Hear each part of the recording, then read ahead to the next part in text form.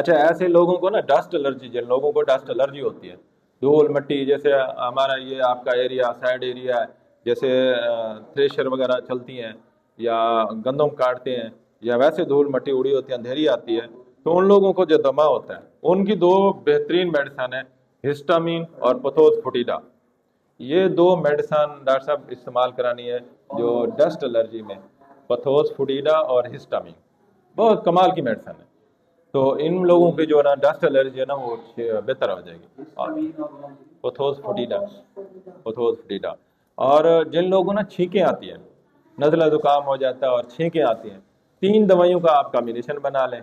वो है अरंडो, allium cepa और सबडिला। ये 3 दवाइयाँ आप क्लिनिक पे रख लें। जो भी पेशेंट आया जो कहता है ना मुझे नज़ला जुकाम हो जाता है और छींकें हो जाती हैं, तो ये 3 दवाइयों की आप गोलियां बना के दें, फौरन पहली पहली खुराक से बेहतर हो जाएगी। हाँ जी, नहीं ये 30 में नहीं इस्तेमाल करानी। हाँ जी, अरंडो, एलियम सीपा और सबडिला। अच्छा सर, डॉक्टर सैयद वकील साहब का एक फार्मूला मैंने एक वीडियो में शेयर की, वो वीडियो बड़ी हुई है, फेमस हुई है। वो उसकी जो मेडिसन है वो भी अच्छी है, वो भी नज़ला जुकाम छींके नाक का बंद हो जाना, वो भी मैं आप दोस्तों से शेयर कर देता हूँ।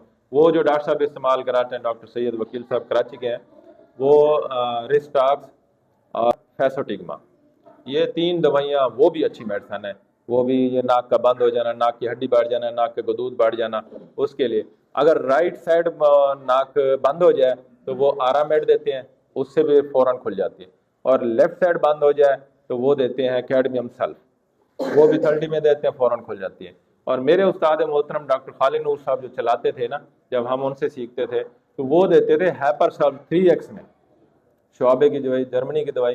तो वो तो मैं खुद ही, जब हम उनसे सीखते थे, यंग लड़के थे, तो वो मैं एक गोली जब नाक बंद हो दोनों साइड, एक साइड या बाएं राइट या बाएं हो, तो हम एक गोली मुंह में डालते तो फौरन जो ही मुंह में डालते वो खुल जाते। वो इतना उसका रिजल्ट था। तो ये थे जो मसाइल जो है ना 45-50 के बाद जो आते हैं ना ज़्यादातर, ये मर्दाना कमज़ोरी और अस्थमे की शिकायत, जोड़ों की तकलीफ, क़ुव्वत मुदाफ़त की कमी, ये मसाइल अक्सर ही लोगों पे होते हैं।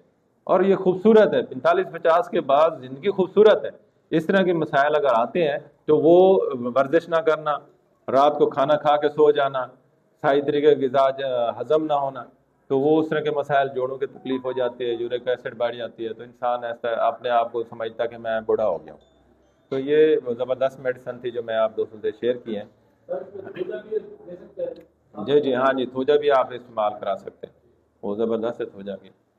तो ये थी इस तरह के टॉपिक। किसी और पे कहो तो मैं आपको, किसी टॉपिक पे भी कहो मैं बता सकता हूँ।